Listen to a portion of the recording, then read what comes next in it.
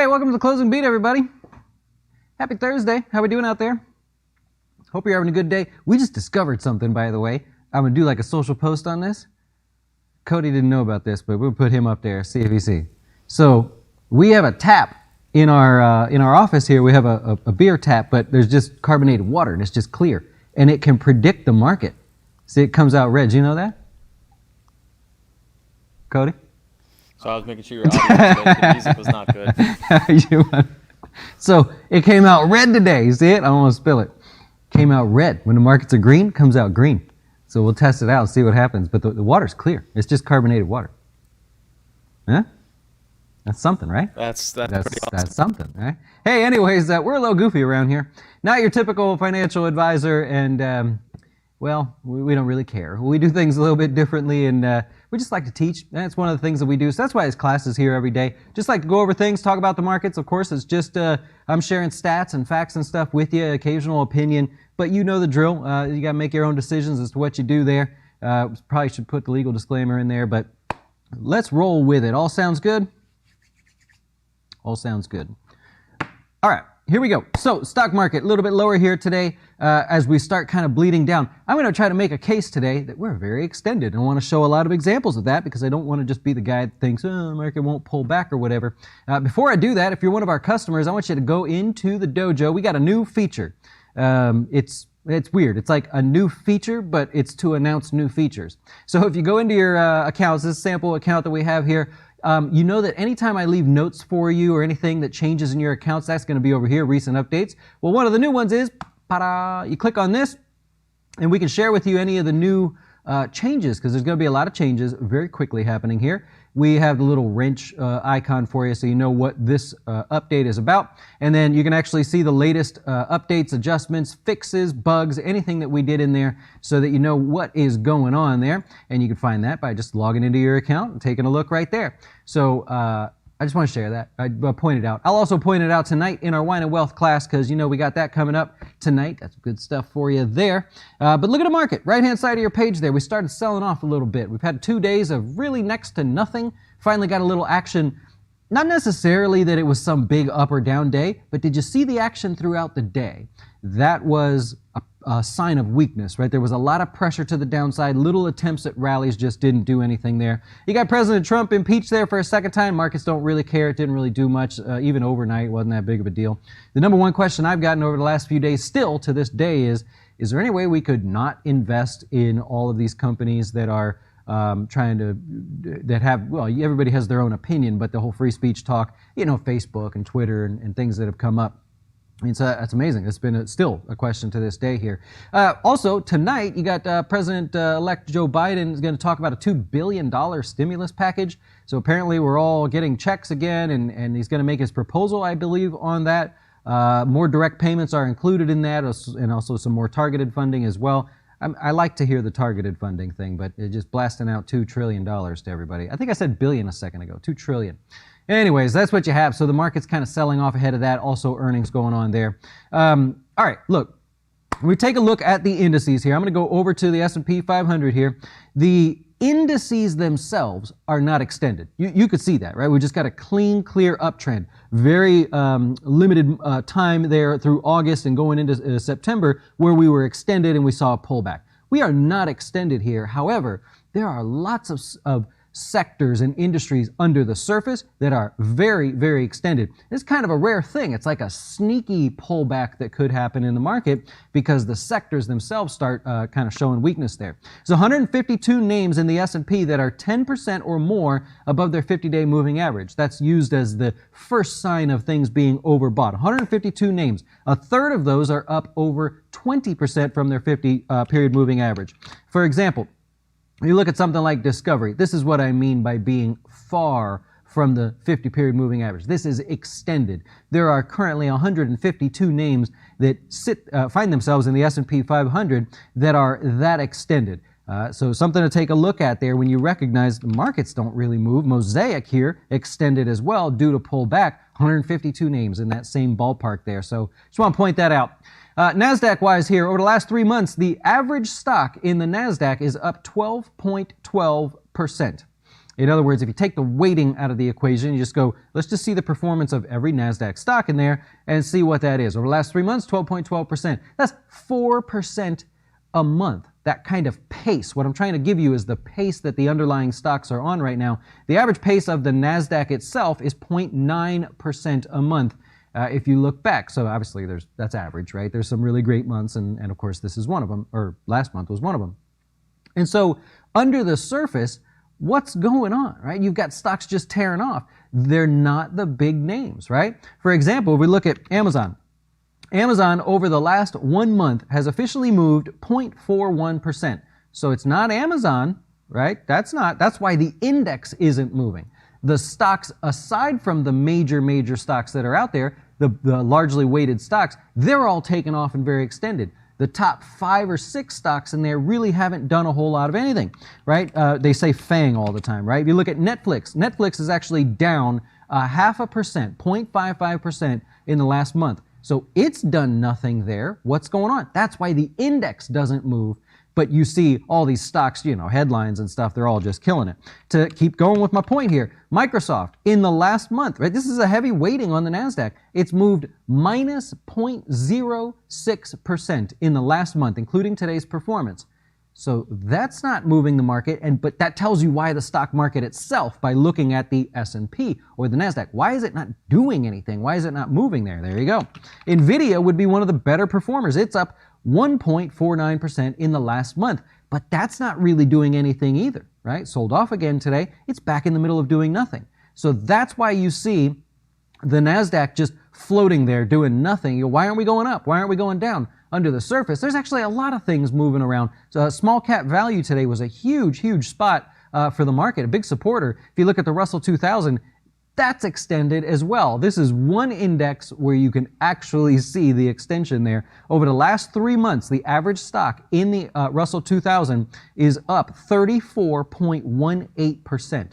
So it gives you an idea of how rapid that rally has been. The moral of the beginning part of this story here is the indices aren't telling the truth right now, if you were following along with that. So it's very interesting. Now, we got earnings season here as well. We can use the slide, I guess, to kind of reference some of this. Did I have the slide ready? Where you at, Dustin, man? Come on, you're not even ready for your own show. Hang on there for a second. You guys got a quick second? You're going to like this. You'll like this. I'm here for you. Don't worry. What we're looking for is earnings season.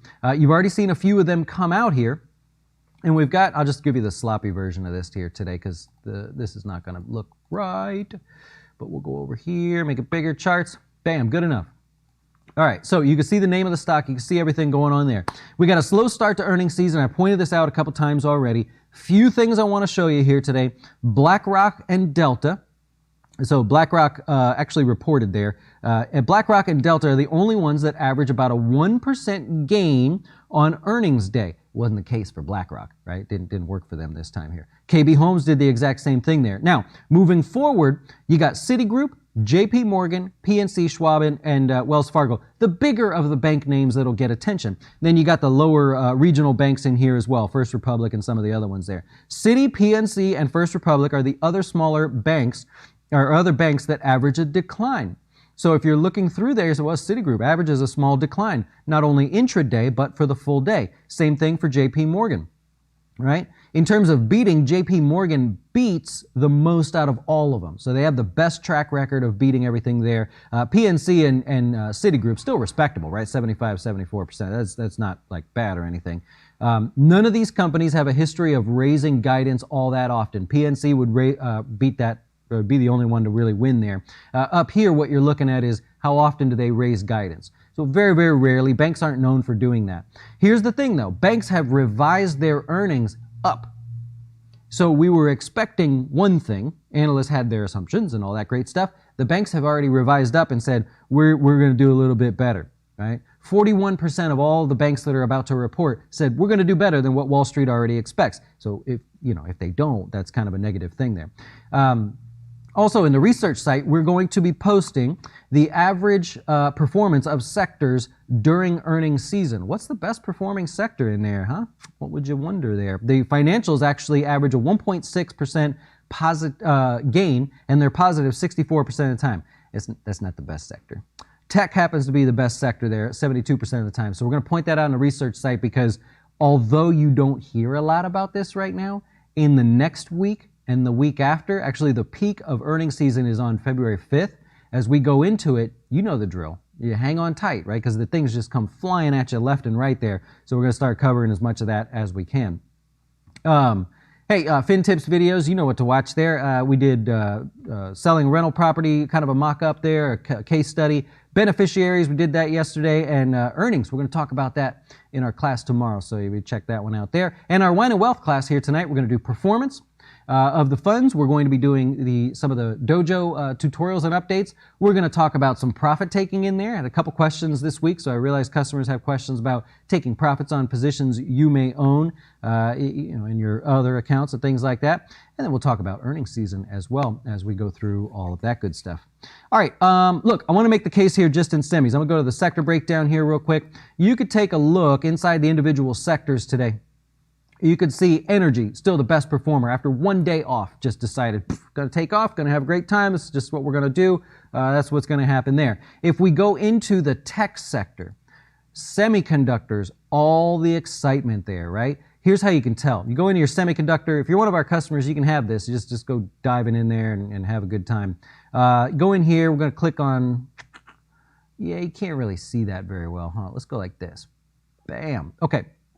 Semiconductors today, best performer. Problem is, they're very extended. So in the short term here, the semiconductors are on fire, but look, we look today, they're all the ones that were positive. They led the way. Your big cap tech names were not the players today. They have not been the players. If you're one of those people that invests in Apple and Microsoft, as I just showed you, you're sitting there going, I'm missing out, man. The market's taking off and I got nothing.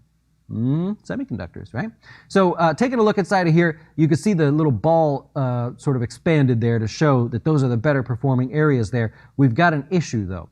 If I go over here, stretch this out so you can see it, make a little bit of a change here so you can see everything. Here's the, there we go. Here's the SOX, right? We're looking at the semiconductor sector from just, breaking it down that way. 9.3%, not including today. So 10% gains if you include today. Take a look at the S&P 500, 1.05% and now less after today. So it's clearly outpacing by a large, large margin there. If you look at the Dow, we don't normally compare it to the Dow, but I'll throw it in there. And you look at the NASDAQ, right? Where's all the action, right? What's supporting the markets at the moment? It's the semiconductors. The problem is semiconductors, if you go back through the last 3 years, just for fun, right? They've killed it.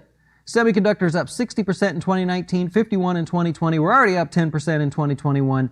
You got to be super, super careful here, which takes us into our new highs and lows for the day. I actually just want to go over and point out some of them. Oh no. Look at AMAT. AMAT's obviously done really, really well, and a lot of this today was because of Taiwan Semiconductor. We happen to own that one, super excited about all that, and if you saw the stock today, it had a great day, pulled back a little bit, it's very extended, but all this is going to be earnings related. Semiconductors are leading the way higher, and as tech and semis go, so goes the market. So if these guys decide to start pulling back, as they should, because they're very extended right now, then you have a recipe for the markets to pull back. And you wouldn't notice this by looking at the index. That's what I wanted to point out really today, if I haven't said that enough already. KLA 10 core, or CLAC as most people call it there. Also new highs, also extended. You could even see a little bit of that profit taking today. Did you see it? Okay, you got Corning. I thought this was an interesting new high today.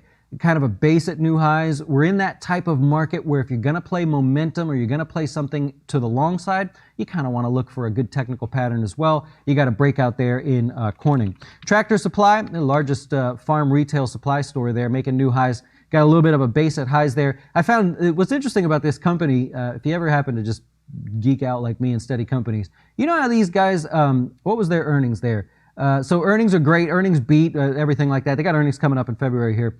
Their profit margins, sky high on this thing.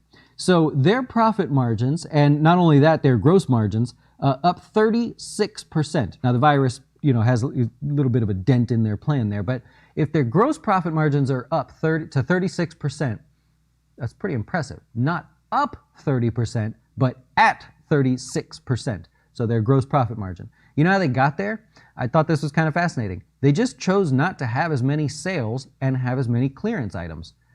They just kind of kept things retail price, and therefore that drove up their profit margins. Kind of sucks that the virus hit them and everything, but they're doing all right. Nobody's complaining about that. Anyways, Tractor Supply moving up to highs there as well. Good day.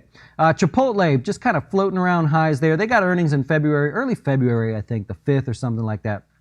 These guys, you know, if you studied Chipotle, they're really focused on digital sales, and that will be the focus on when earnings come out. So digital sales were 49% of all sales in the last quarter. They did awesome switching over during the whole virus and everything. They were already working on that. So the goal will be, can they get it over 50%? They want it to be. Will it be? We'll see what happens there. That's what's going on there. They made some changes to their app and everything to make it easier to order. But Chipotle making new highs. I thought that was a notable one there. I think I've said enough. Let's go to some stocks in the news. We'll take a look and see what's going on there. Let's start with Nordstrom. Right? Is that what I have up first? Yeah, Nordstrom. All in all, not bad for what happened today. So the stock gapped lower on the day. They basically came out and said the holiday season sales, which we're starting to see more from retailers there, holiday season sales down over 20%. Right? So not good for them in the short term. However, investors shook it off because they still believe in the whole acquisition target sort of thing, maybe going private as they tried. I don't think it worked out, but that's what you have there. Keep in mind that the retailers report earnings late in the cycle. So what they'll do now is they'll give us updates on how the holiday season went, but we won't actually have those numbers until way later in the earnings season. So that's what you got going on with them. All right, if you don't like the stocks that are focused, well, apparently like people today do, if you don't like the stocks that are banning President Trump, or you feel like it's a free speech issue or something like that, you're not going to like Snapchat because they decided they're going to permanently ban President Trump's Snapchat account, and stock's down 8% on that news. Very similar to what happened on some of the other stocks there. A lot of repositioning. Look, we have, what do we have? About 4,000 customers as a whole. And if a lot of them, and I mean a lot of them, like we're overwhelmed, are saying that they don't want to participate, that's just this little audience. I mean, who am I, right? I'm just here helping, teaching, and all that. So imagine the Fidelities of the world, or advisors that are bigger than us. You got to know there's a certain percentage of people that are just, maybe they'll change their mind at some point. But for right now, they're not too attracted to investing in those stocks, and that's their belief. And that, to me, that's okay. You want to believe that? Someone else wants to believe that? That's what America's supposed to be. So enjoy. Do what you got to do. Just make sure you've got something. You're not like sacrificing performance to the tune of a lot. You know, you gotta do a little homework there. All right, so Taiwan Semiconductors. You got the stock breaking new highs. We already covered it there. Earnings were better than expected. They think the first quarter right now is going to be a better sales quarter for them as well. So the stock was higher. They are now the 7th largest stock of all stocks here in the U.S. I covered that yesterday. Thought that was interesting. Delta Airlines. So they missed on earnings overall. Stock was higher. So you had BlackRock, which beat on earnings. Stock was lower. Delta stock was higher. They missed on earnings. And they actually performed a little bit better than their historical stats there. They said they think they're going to be profitable in the second half there. The losses in the fourth quarter were less than expected. And so I think that's what everybody was responding to today. Also, their cash burn was reduced by quite a bit. I think it was a pretty big drop there. And if you're headed to D.C., don't bring your firearms because they decided we're not going to let you fly into D.C. for the inauguration and check any kind of a firearm. So that's the level of detail they've gone to. Amazon. Parler is not suing them. I don't believe it's a lawsuit. They are, there's a court order of some kind. I forget the name of it there, but Parler is basically trying to force the courts to allow them to go back to work and to make Amazon put them back in service. I don't follow that sort of thing, so I don't know like the legal side of things, but that's what the news was today. And that's basically it there. A couple other things. If you want to ask questions, go for it. And we'll look at Lemonade. So Lemonade down today. These guys are selling, 3.3 million shares at $165. You got Ventas doing the same thing. No. Yeah, I guess that was them. Yeah, they're doing the same thing. And you might have noticed the new IPOs there. Poshmark priced well above their range there. Obviously, much larger day. Another one of those 100% plus IPOs on a day. Yeah. And then you, wow. Yeah, you got Petco also. I believe this was a SPAC, how they got themselves public there. They did price above their range as well. They priced at 18, closed at, 29 today, 63% gain on the day. Good for them. Good time to go public. Anybody's got a SPAC, they want to take old Jazz public, I'm willing to join. I'm fielding requests. Nobody's offering, but that's what it is. There you go. Yeah, I don't get in the middle of those sort of topics on this show as far as like where you land politically. I know it's kind of delicate because now we're affecting finances. Like this is the kind of thing where people may have a political belief, but yet it affects their investments. So I got to chime in on it. But I truly am one of those, like, you got to go with what you believe in. And if you believe in something different than the other, so be it, right? It's like when I tell people to come up with your number. I don't care what your number is. I care what your number is, right? So we're going to invest for that number. Doesn't matter what this person's opinion is. You got to do what you got to do for you. So it's a tough one. I mean, there's going to be some interesting debates there if that continues to be a topic. It should be a topic, but I think there's going to be some interesting debates that will likely take us through the next year or so. Did you go into Biden's stimulus plan? Did I go into the stimulus plan? Yeah, he released it at 5 right when we started. Oh, he did release it? Yeah, do you want to know what's in it? So then we don't have to watch the whole press conference? Nope. I got to be honest. Biden and Trump both have about the same energy in their press conferences. Yep. When they got to read from the teleprompter. And that's got to be tough. I couldn't read from a teleprompter. So you don't want to know what's in it? I do want to know what's in it, yeah. We got $1,400 checks coming. Increasing the federal per week unemployment benefits to $400. Increasing the federal minimum wage to $15. A lot of other stuff, extending eviction and foreclosure moratoriums till the end of September, and a lot of other good stuff. But the $1,400 check was the big one. You excited? I don't comment on that stuff on the show. Okay, he's learned a lot there. So yeah, it looks like that's the update for you. So you don't have to watch at 7:15 or something like that. Which means, if you're one of our customers, you can come on over to Wine and Wealth. We're going to hang out, and I got a lot to cover tonight, so we'll have a good time there, and we'll see what we can do. Cody's got to talk a little bit louder, huh? $1,400 is the check that's coming to you. Eviction moratoriums and foreclosures. They're going to continue with that. And what was the other thing? Federal minimum wage, pushing that to $15 is what they want to do. Which, if you figure what inflation's coming out to be soon, isn't that really like $10.50? Right. So all the people, like, if you're for that, you're like, yay. But do the math. And if you're against it, it's kind of like, it's not really $15 anymore. Yeah. I like it. Oh, what was the other thing? Those are the main ones. Unemployment benefits. Oh, unemployment benefits going to 450? 400. So that's the Biden stimulus thing that was launched at, or I guess announced at 5 o'clock, and we'll see. I love it there. See, it looks like $1,400. Yeah. There you go. Yeah, so the market's going to go higher, right? Because the first stimulus that came out, everybody just invested it. So I guess that's where we're at. Yeah. I love it. Our state, now Florida is going towards 15. I just think it was over a period of years. I know that passed during the election there. Yeah.